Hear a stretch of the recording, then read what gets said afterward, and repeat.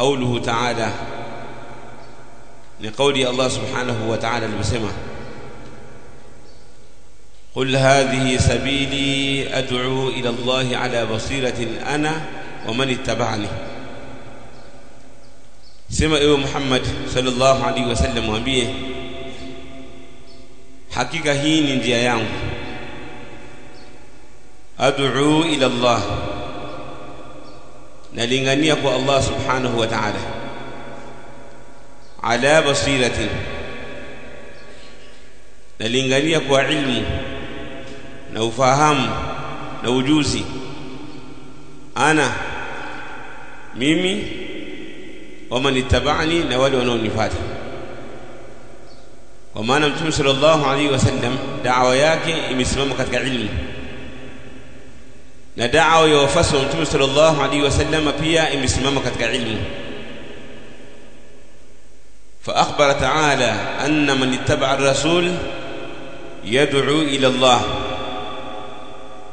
Allah subhanahu wa ta'ala kabainisha kwamba yule mwenye kumfuata Mtume sallallahu alaihi wasallam analingania kwa Allah wa man daa ila Allah ala basiratin wajaba ittiba'uhu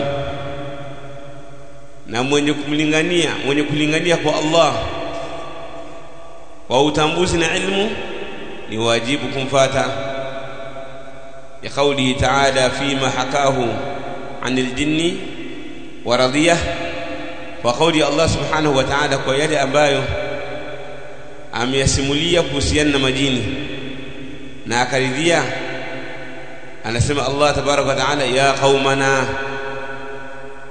majini walisema enyi watu wetu ajibu da'i Allah wa aminu bihi itikieni wito wa Allah subhanahu wa ta'ala itikieni anayekuja kuita da'i wa Allah mlinganizi wa Allah na muaminini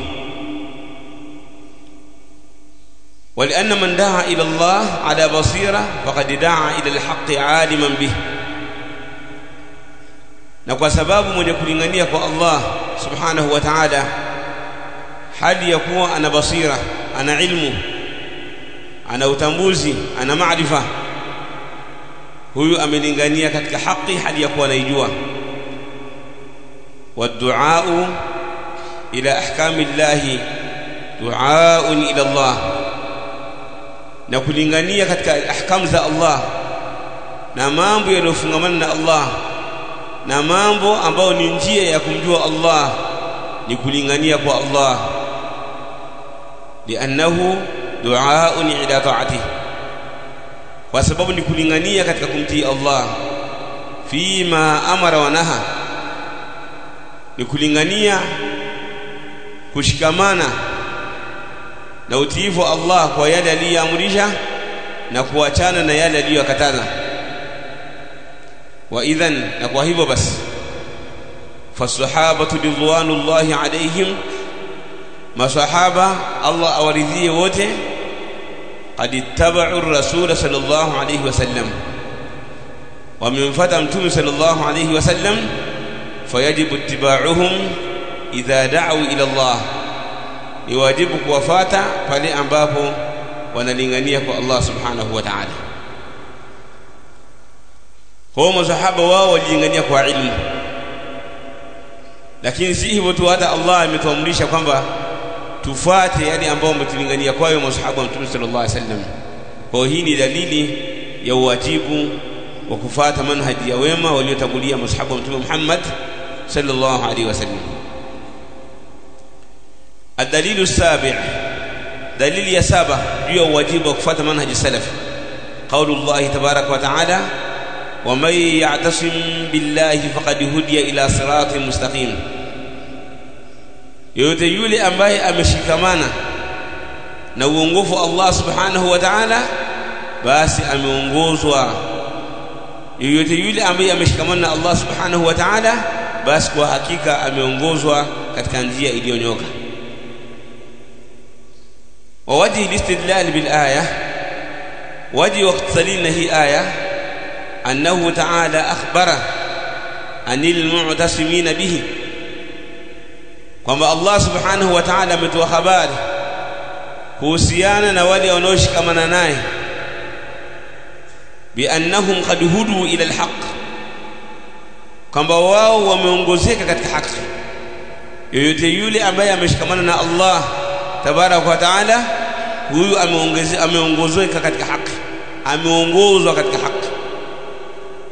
Fanaqul, na sisi tunasema kwamba as-sahabatu ridwanullahi alayhim, masahaba Allah subhanahu wa ta'ala waridhie, mu'tasimuna billah fahum muhtadun, wameongozeka kwa Allah, wameshikamana na Allah, fahum muhtadun, wao Allah kawaongoza, wameongoka.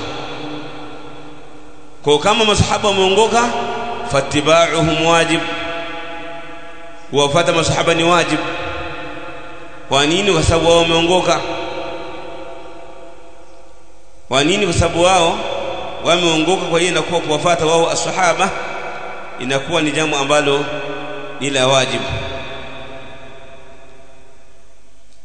Kuna hadithi ambayo ameipokea al-Imam at-Tirmidhi katika hadithi al-Irbad bin Sariyah, قال: وعظنا رسول الله صلى الله عليه وسلم موعظة بليغة. ametuwaidhi mtume sallallahu alayhi wasallam mawaidha ambayo yako wazi kabisa, mawaidha ambayo yako wazi, mawaidha ambayo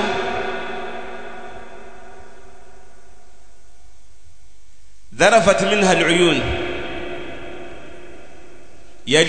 yalibubujika kwa sababu yake machozi, watu wakalia kwa sababu ya yale mawaidha. Wawajilat minha alqulub, na kutokana na mawaidha hayo ya mtume sallallahu alayhi wasallam nyoyo ziliogopa. Watu walitolewa mawaidha na mtume ambayo ni mawaidha yako wazi kabisa kwa ufasaha wa hali ya juu, macho yakalia, watu wakalia kwa mawaidha hayo, machozi yakatoka katika macho yao, lakini pia nyoyo zikaogopa. Faqala qailun ya Rasulullah, akasema msemaji, akasema ewe mtume wa Allah, kaannaha mau'izatu muwaddi'in, kana kwamba haya ni mawaidha ya mtu mwenye kuaga.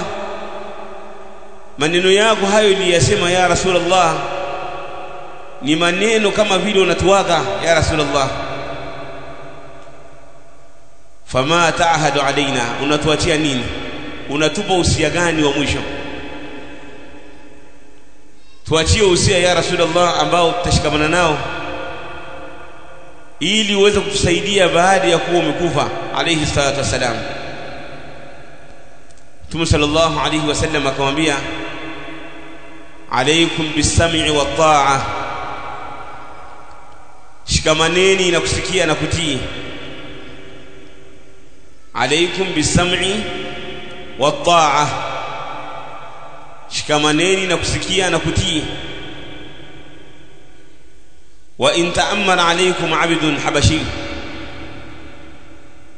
hata kama akikutawaleni mtu mtumwa tena kutoka katika miji ya Ethiopia huko Afrika. Wa in ta'ammara alaykum 'abdun habashi, wasikilizeni watawala na muwatii bila kumwasi Allah subhanahu wa ta'ala. Hata kama huyo mtawala anayekutawaleni nyinyi atakuwa ni abdun habashi, ni mtu ambaye asili yake ni mtumwa kutoka Habashi, kutoka Ethiopia, yani hata kama ni mtu wa kawaida, kaanna ra'sahu madha, kaanna ra'sahu zabiba, kana kwamba kichwa chake ni zabibu. Na kauli ya mtume sallallahu alaihi wasallam aliposema kaanna ra'sahu zabiba, maana ya kauli yake kana kwamba kichwa chake ni zabibu, almuradu bihi amran, mradi wake ni mambo mawili. al-amru al-awwal, jambo la kwanza, sawadu ra'sihi, ni ule weusi wa kichwa chake. Yani fakaanna ra'sahu zabiba, kana kama kichwa chake ni zabibu, yani kwa kutazama ule weusi wa kichwa chake, hata kama yeye kichwa chake ni mweusi. Au qisaru sha'ri, ufupi wa nywele zake, qisaru sha'rihi, au hata kama nywele zake ni fupi, kwa sababu kawaida wa Afrika nywele zao zinakuwa fupi.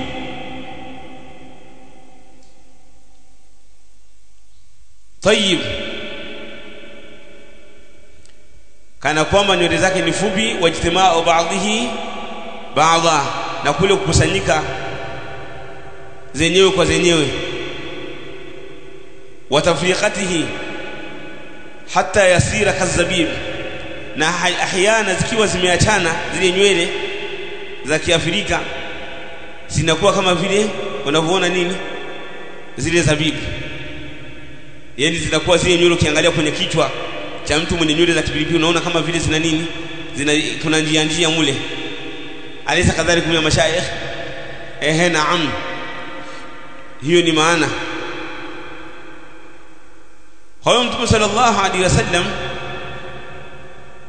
akaelezea hivyo, kufuka ra'sahu madha zabiba. Anasema al-Imam Ibn al-Mulaqin rahimahullah ta'ala, ambaye amekufa mwaka 804, al-Imam Ibn al-Mulaqin ash-Shafi'i, anasema qala Ibn al-Tin, anasema Ibn al-Tin, wa fi al-hadith, na katika hadithi, an-nahyu 'anil qiyami 'ala salatin, kuna katazo la kusimamisha mapambano na watawala. Haifai kwa mtu kupambana na watawala, haifai.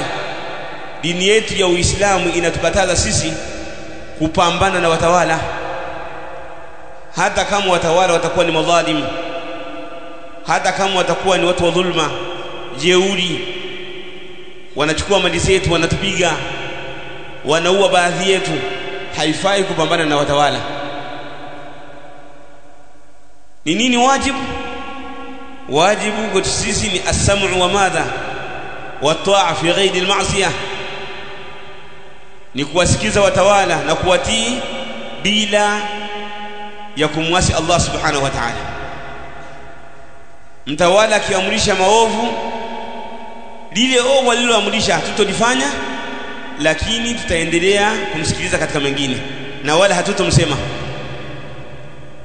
hatutomsema kwa watu katika mimbari zetu za msikiti, wala katika majukwaa ya siasa, wala katika mnasaba wa harusi au msiba, wala hatutoandika kwenye safha zetu, akaunti zetu za Facebook wala Twitter, wala hatutowasema katika Facebook, katika WhatsApp tukaandika message ndefu, wala hatutowatukana wala kuwasema kwa ubaya. Lakini lile walilotuamrisha hatutolifanya, kama linapingana na Allah, linapingana na mtume, linapingana na Uislamu, hatutolifanya. Tutaendelea kuhimizana kushikamana na dini yetu. Akisema kuleni nguruwe, hatuli, tutaendelea kuhimizana kama jamani, nguruwe ni haramu, Allah amesema nguruwe ni haramu, lakini hatumgusi mtawala na wala hatumsemi.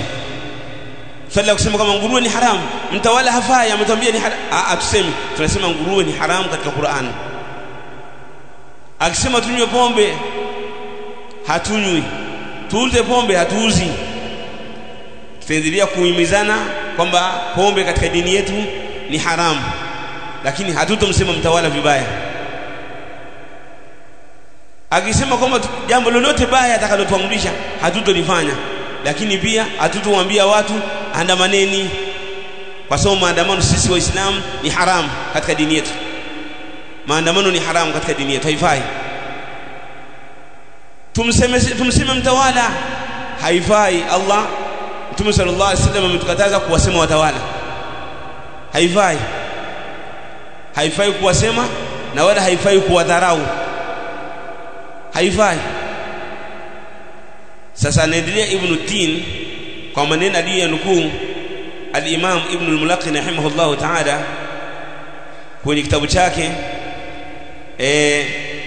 at-Tawdih li sharh al-Jami' as-Sahih, anasema Ibn Tin kwamba tutawasikiliza watawala, hatutopambana nao na wala hatutokuwa dhidi nao, wa injaru, hata kama wakifanya dhulma, lianna qiyam alqaimi yuhiju alfitna, kwa sababu kusimamisha mapambano dhidi ya watawala kwa maneno au kwa vitendo, hii itasababisha kuchochea fitna, itachochea fitna, amani ya watu itaondoka na watu wanaweza kaishi maisha ambayo ni mabaya na maisha ambayo ni magumu. Watudhibu fiha al-anfus, kupambana na mtawala na kugombana naye na kukaa dhidi yake kwa maneno na kwa vitendo litasababisha watu watakufa, lakini itaondoa pia amani na utulivu. Wal amwal, na mali zitaondoka na heshima. وقد مثله بعضهم بالذي يبني قصرا ويهدم مصرعا, na maulama wametolea mfano baadhi yao kwamba yule ambaye anapambana na mtawala, ambaye anakuwa dhidi na mtawala, yule anayemsema vibaya mtawala na kuleta vitendo ambavyo vinakuwa dhidi na mtawala kama vile maandamano na vitu vinginevyo, ni kama vile mtu ambaye anajenga kasri ndefu, anajenga kasri ndefu hapa Vingunguti, anajenga kasri ndefu nzuri tu, kisha anaharibu mji mzima. Unajenga nyumba lakini mji wote unafanyaje? Unauharibu. Mmenielewa vizuri mashaka wangu? Yani wewe umejenga nyumba nzuri lakini unaharibu mji wote. Kwa maana maandamano ni kama vile unataka ujenge nyumba lakini mji wote unafanyaje? Unauharibu, kwa sababu mali zitaharibika, watu wataibiwa mali zao, majumba mengine yatabomolewa kwa sababu kishatokea fitna, mabomu yatarushwa, silaha zitatumika, mali zitaibiwa, watu watauawa. Al-qatilu la ya'rifu limadha qatala wal maqtulu la ya'lam limadha qutil, yule aliyeua hajui kwa nini kaua, na yule aliyeuawa hajui kwa nini kafanyaje. Mambo yameshonana, mambo yamefanyaje? Yameshonana, kila mmoja hajui. Lakini kwa nini? Ni kwa sababu ya kuzozana na serikali. Sasa sisi Mtume sallallahu alaihi wasallam, na kwa sababu ya uzuri wa dini ya Uislamu, tukakatazwa kwamba hata kama mtawala ni mtu ambaye mnamdharau, hata kama mtawala ni mtu ambaye mnamdharau, haifai kutoka katika utiifu wa mtawala na kumsema na kuzozana naye katika yale mambo ambayo yatasababisha kuondoa amani. Na ndio maana sisi maandamano katika Uislamu ni haramu, kumsema mtawala ni haramu, kufanya kadha na kadha mambo ambayo ni haramu, lengo ili tuweze kuhifadhi amani ya yale maeneo ambayo tunaishi. Sasa ikiwa mtu ameona dhulma imekuwa kubwa katika ile nchi anayokaa, afanyeje? In ajaza al-insanu min dhulmi sultani, ikiwa mwanadamu amechoka na dhulma ya mtawala, sasa ikawa hakuna namna, yajibu alayhi an yalzama baita, itakuwa ni lazima alazimiane na nyumba yake. Mambo yameshonana, watu kadha au wanaandamana, hawa wanafanya kadha, wewe Muislamu la tushariki, wewe usishiriki katika maandamano hayo. Maandamano waachie wana harakati hawa kina Ponda, raita kaifa, waachie akina Ponda, waachie akina nani hao, akina Kondecha, waachie akina maandamano, waachie hao. Wewe la tushariki, usishiriki katika maandamano. Wewe shikamana na maelekezo ya Mtume Muhammad sallallahu alaihi wasallam, shikamana na maelekezo ya maulama as-salafiyun. Achana na hawa na harakati hawa ikhwan muslimina, achana na hawa hizbu tahariri, achana hawayapimi mambo kama vile yalivyo.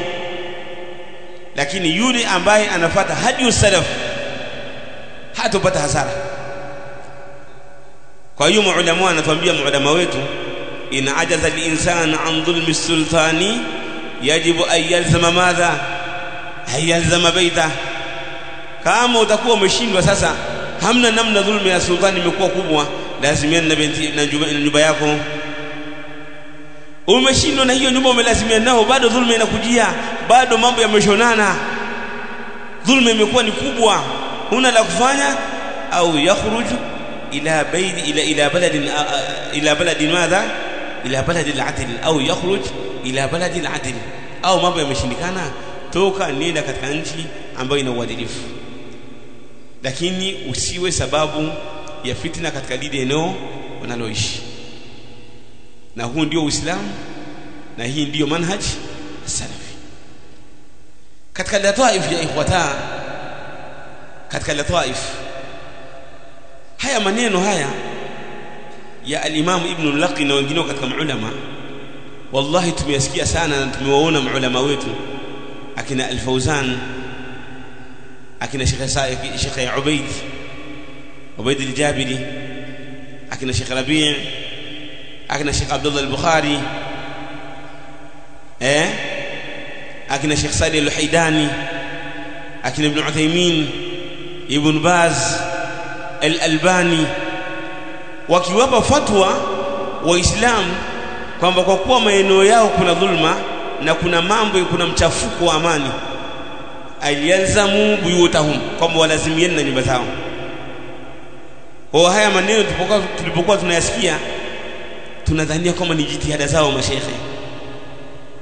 Hata kama itakuwa ni jitihada zao, kwa kuzingatia kama ukijivita nyumbani, kwamba khalas wale maaskari wale wanajeshi wakipita na kadha na kadha, wewe si uko nyumbani, watajua wewe hauhusiki na vita, hauhusiki na chochote. Sio maana hiyo, hauhusiki na hayo maandamano, hauhusiki na kadha na kadha,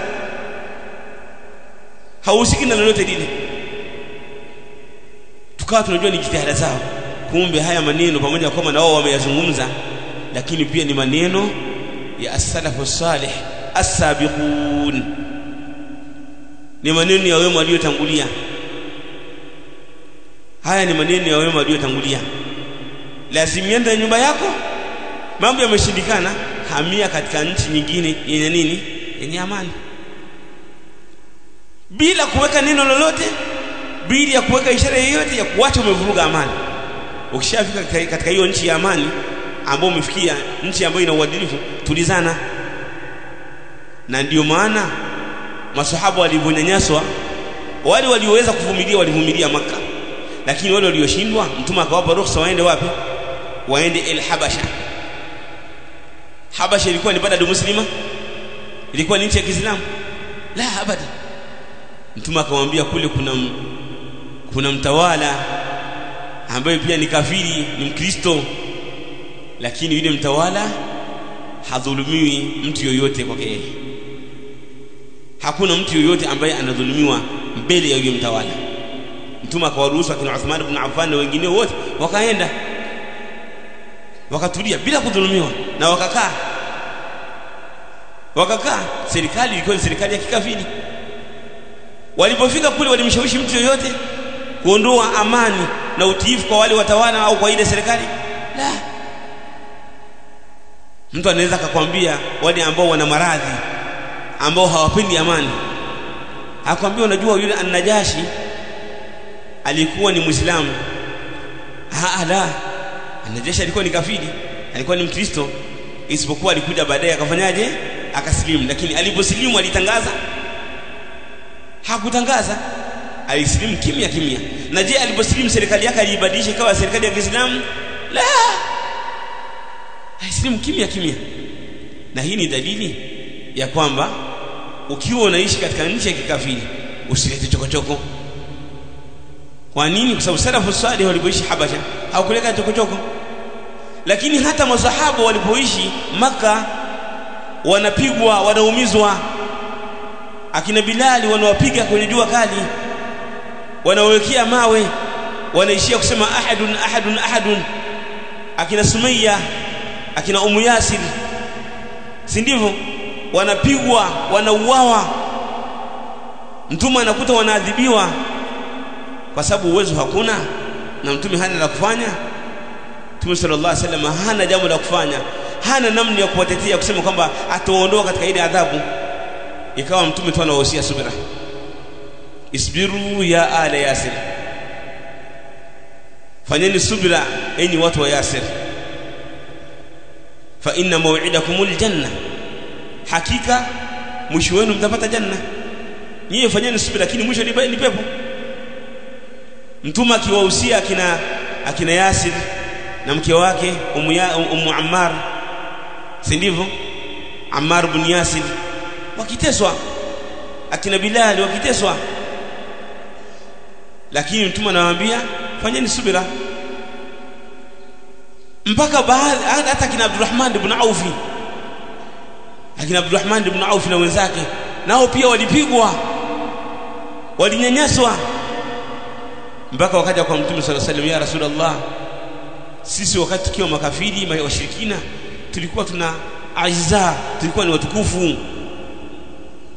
baada ya kuingia katika Uislamu tunapigwa, ya Rasulullah, tufanyeje ya Rasulullah? Kwa maana walikuwa wanataka nini hawa kina Abdurrahman ibn Auf? Walikuwa wanataka labda wawavamie hawa watu, si ndio maana yake? Wafanyie ikhtiyarat, yani unamvamia kama ni Abu Jahli anatembea, unamvamia, unampiga roba, unampiga ngumi right? Naona hapo, au unamvamia unampiga kisu au panga au unampiga mkuki, wanakuta ameshakufa. Nani kamuua? Hawajulikani waliomuua. Mnawaua wote hawa akina nani ambao wanawapiga Waislamu. Mtume akamwambia hapana, hilo mimi sijatumwa kwa ajili ya hilo, mimi sijatumwa hilo, inma bu'ithtu rahmatan lilalamin, mimi nimetumwa ni rahma kwa walimwengu wote, mimi nimetumwa ni rahma kwa walimwengu wote. Isbiru, fanyeni subira. Kwa hiyo wakati wako Makka wananyanyaswa, wanapigwa, wakawa wanaishi katika vitu viwili, wanaishi katika subira, wanaishi katika i'rad. Yale mnayotukanwa, yale mnayopigwa nyie puzieni tu, lakini ipo siku mtapata pepo, na ipo siku Allah atawapa nini? Al-quwwa. Mpaka siku moja wakamwendea mtume sallallahu alaihi wasallam yuko kwenye al-Kaaba, ya Rasulullah, tunanyanyaswa, tunapigwa, tuombee Allah tunusuru. Mtume akamwambia, bwana, waliokuwa kabla yenu, analetwa mtu, linachimbwa shimo, anaingizwa, akishaingizwa unawekwa nini? Usmeno kwenye utosi, kwenye kichwa, fayushaqqu madha nisfain, anapasuliwa nusu mara mbili. Au mwingine akishakatwa hajafa, linatafutwa ile chanuo la chuma, anaanza kuchomwa hivi, anatafuta chuma na choma kwa lengo la kuzidisha adhabu. Lakini alikumfanya huyo mtu, hiyo adhabu haikumfanya mtu aache nini? Aache dini ya Allah subhanahu wa ta'ala. Mtu alikuwa anashikamana na dini ya Allah, alikuwa anashikamana na dini ya Allah subhanahu wa ta'ala. Kwa hiyo haifai eti mtu uache dini ya Allah ujikuta ushakuwa mwanasiasa, ushakuwa kadha, mimi ngoja bora tu niseme tu mimi. Ukisema unaacha dini yako, dini yako inataka usiseme, ukae kimya. Sasa si udhalili huo? Ndio ni udhalili kweli, kwa sababu mpaka unapigwa, unachukuliwa mali yako, ni udhalili. Kwa hiyo endelea kukaa kimya, kwa sababu ukisema ule udhalili utaongezeka na madhara yatakuwa ni makubwa kuliko haya madhara ambayo yamekupata wewe peke yako. Haya madhara yamekupata wewe peke yako na mwingine fulani na mwingine fulani na mwingine fulani, lakini leo kama mtasema na mkaandamana, haya madhara yatakuwa ni makubwa. Lakini nyinyi mngefanya subira na kadha na kadha, Allah subhanahu wa ta'ala lazima ahadi yake fanyeje? Itatimia.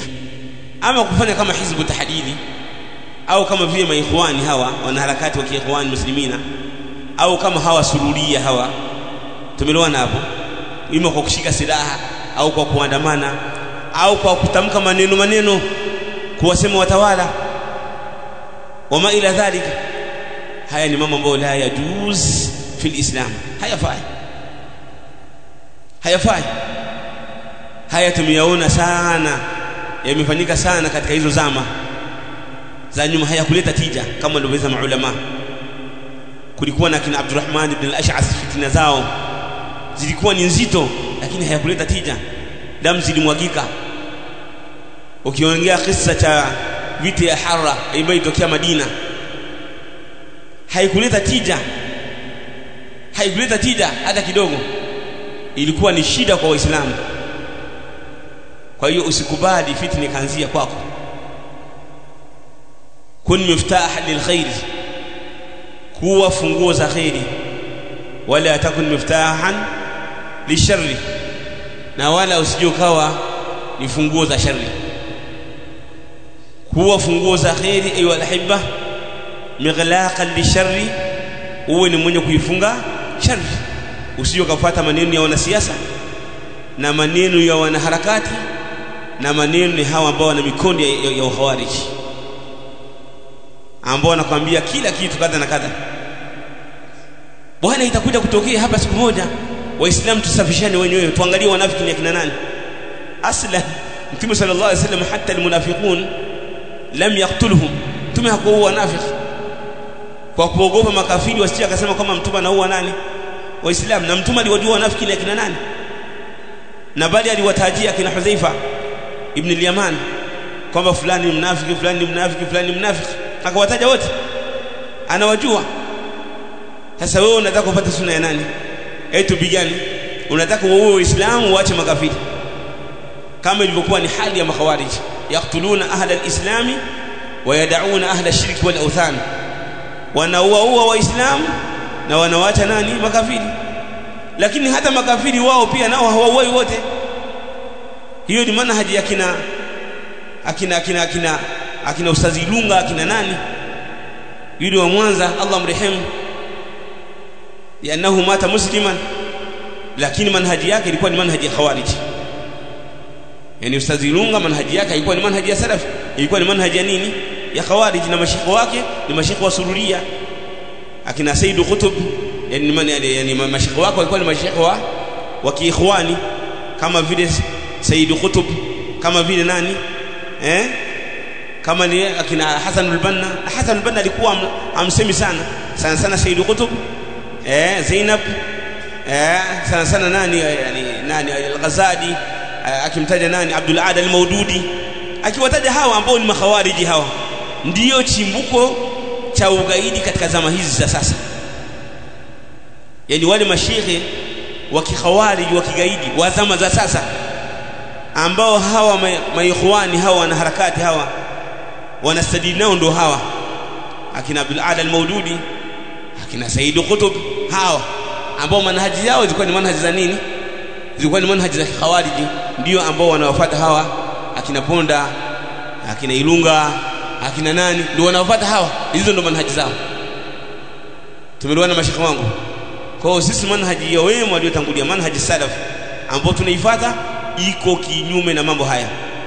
Na wala hata hatusemi kwamba kila kafiri utakayemuona huwa, hatusemi hivyo sisi, hatusemi hivyo, bali tunasema kuna makafiri ambao wana uadui, mafungamano yao na Waislamu ni vita,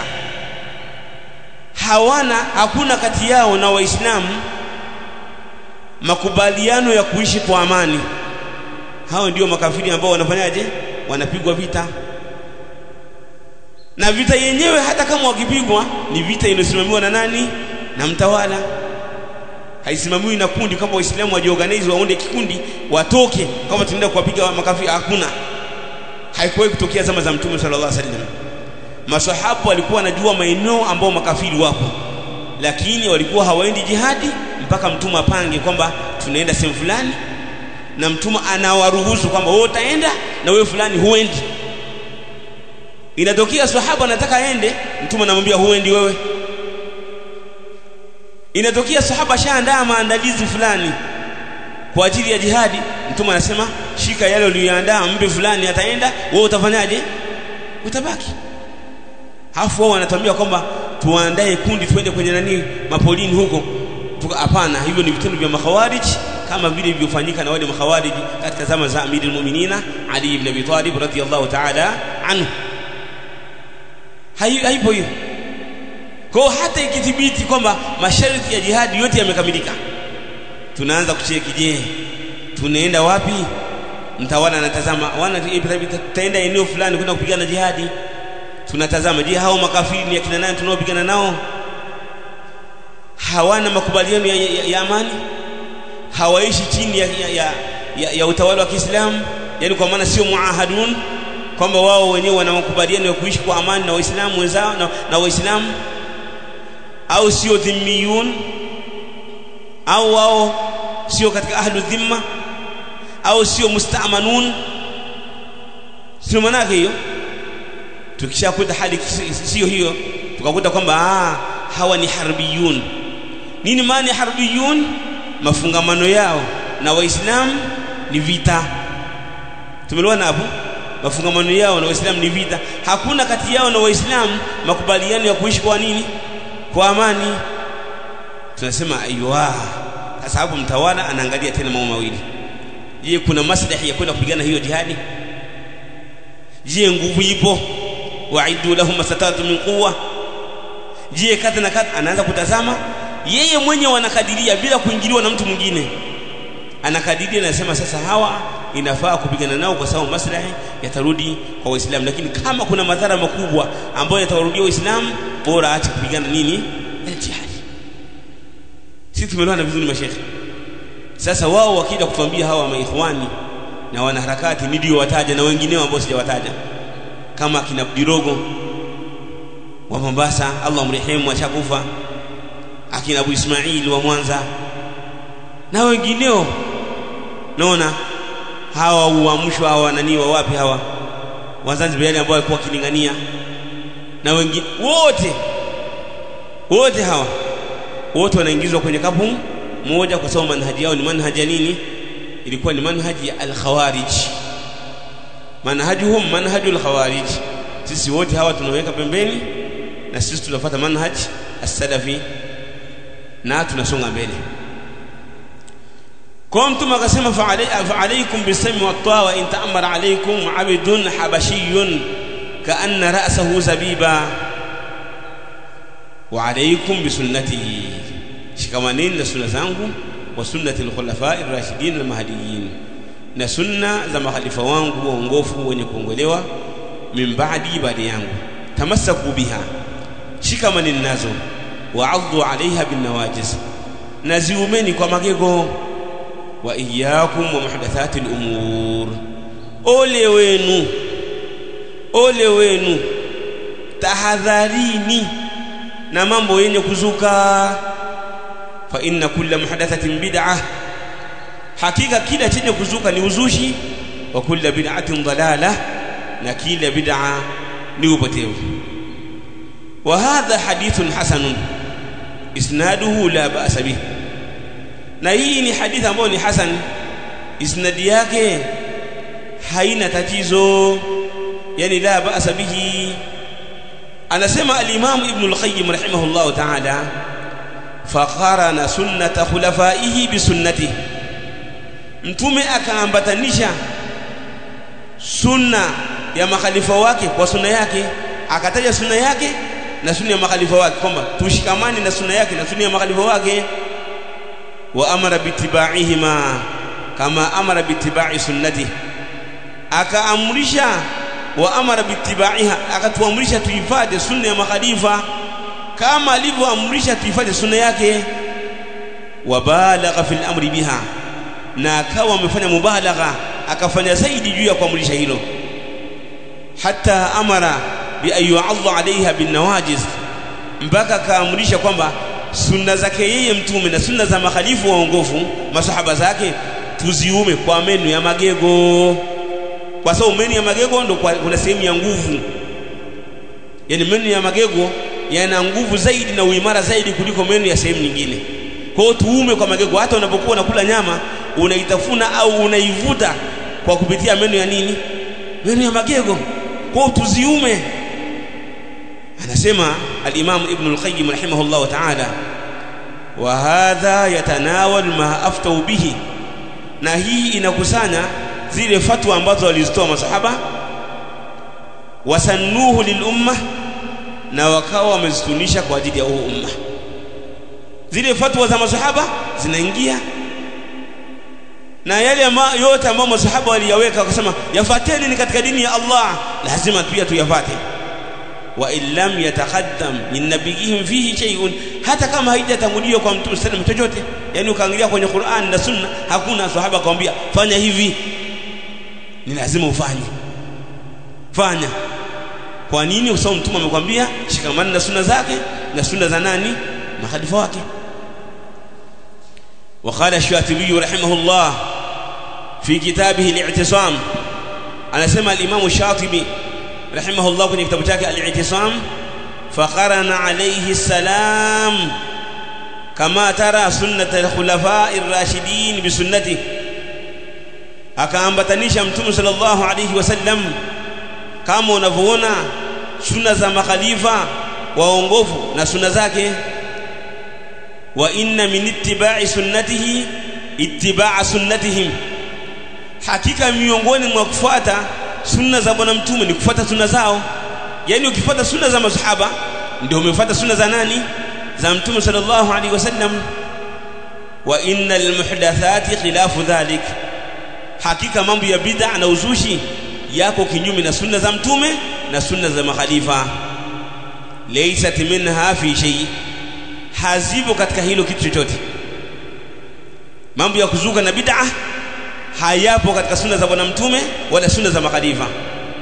Liannahum radiyallahu anhum fima sannuhu, kwa sababu wao masahaba yale ambayo wameyasunisha, yani ule utaratibu aliouweka na yale ambao wameyasema kwamba ni katika dini, imma muttabi'una li sunnati nabiyihim alayhi salam nafsiha, ima wao wawe wanamfuata Mtume sallallahu alaihi wasallam sunna zake zenyewe, wa imma muttabi'una lima fahimu min sunnati sallallahu alaihi wasallam fil jumla, ima wao wanafuata yale waliyofahamu katika sunna za bwana Mtume sallallahu alaihi wasallam katika jumla.